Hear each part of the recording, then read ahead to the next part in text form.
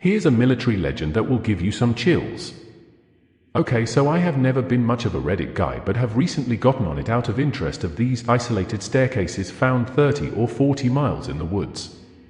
You know how it goes, a few hours pass and I find myself here. Anyways, I grew up in a military family, probably why I currently serve, and have heard endless stories about combat, barracks shenanigans, and things of that sort, so I never paid a whole lot of attention.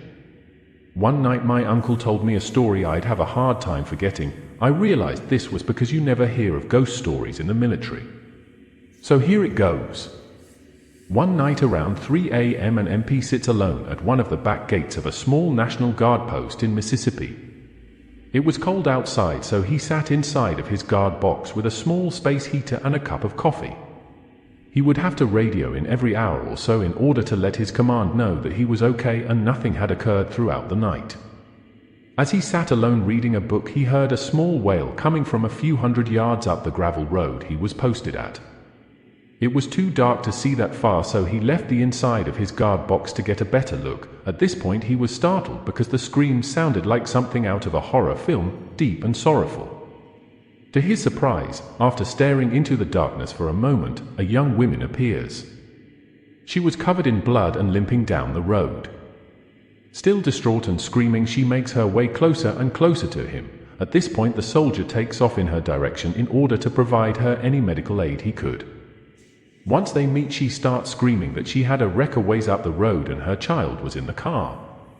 She begged him to go save my child. Realizing how cold it was, he wrapped his fleece jacket around her bloody body, covering it in blood.